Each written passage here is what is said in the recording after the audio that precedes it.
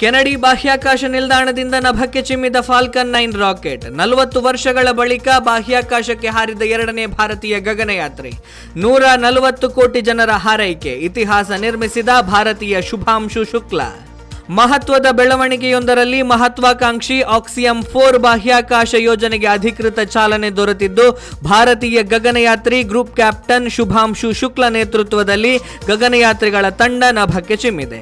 ಫ್ಲೋರಿಡಾದ Kennedy ಬಾಹ್ಯಾಕಾಶ ನಿಲ್ದಾಣದಿಂದ space ಎಕ್ಸ್ನ ಫಾಲ್ಕನ್ 9 ರಾಕೆಟ್ ಉಡಾವಣೆಗೊಂಡಿದ್ದು, ಶುಭಾಂಶು ಶುಕ್ಲಾ ಅವರು 1984ರ ನಂತರ ಬಾಹ್ಯಾಕಾಶವನ್ನು ತಲುಪಿರುವ ಎರಡನೇ ಭಾರತೀಯ ಎಂಬ ಹೆಗ್ಗಳಿಕೆಯನ್ನ ಮುಡಿಗೇರಿಸಿಕೊಂಡಿದ್ದಾರೆ. ಆಕ್ಸಿಯಂ 4 ಗಗನಯಾತ್ರಿಗಳು ನಾಳೆ ಅಂದರೆ ಜೂನ್ 26 ಗುರುವಾರ ಅಂತಾರಾಷ್ಟ್ರೀಯ ಬಾಹ್ಯಾಕಾಶ ನಿಲ್ದಾಣ ತಲುಪಲಿದ್ದಾರೆ. ಭಾರತೀಯ ಕಾಲಮಾನದ ಪ್ರಕಾರ 12 ಗಂಟೆ 1 ನಿಮಿಷಕ್ಕೆ ಉಡಾವಣೆಗೊಂಡಂತಹ ಫಾಲ್ಕನ್ 9 ರಾಕೆಟ್ ಯಾವುದೇ ಅಡೆತಡೆ ಇಲ್ಲದೆ ಯಶಸ್ವಿಯಾಗಿ ನಭಕ್ಕೆ ಚಿಮ್ಮಿದೆ. ನಾಸಾ ಈ ಕುರಿತು ಕ್ಷಣದ ಮಾಹಿತಿ ನೀಡ್ತಾ ಇದ್ದು, ಗ್ರೂಪ್ ಕ್ಯಾಪ್ಟನ್ ಶುಭಾಂಶು ಶುಕ್ಲಾ ಅವರು ರಾಕೆಟ್ನಲ್ಲಿ ತಂಡವನ್ನು ಮುನ್ನಡೆಸ್ತಾ ಇರುವಂತಹ ಚಿತ್ರಗಳನ್ನು ಬಿಡುಗಡೆ ಮಾಡಿದೆ. ತಾಂತ್ರಿಕ ತೊಂದರೆ ಮತ್ತು ಪ್ರತಿಕೂಲ ಹವಾಮಾನದ ಕಾರಣದಿಂದಾಗಿ 2 ಬಾರಿ ಮುಂದೂಡಲ್ಪಟ್ಟಿದ್ದ ಆಕ್ಸಿಯಂ 4 ಯೋಜನೆಯನ್ನ ಇಂದು ಉಡಾವಣೆ ಮಾಡಲಾಗುವುದು ಎಂದು ನಾಸಾ ಮತ್ತು ಸ್ಪೇಸ್ ಎಕ್ಸ್ ಜಂಟಿಯಾಗಿ ಭರವಸೆಯನ್ನ ನೀಡಿತ್ತು.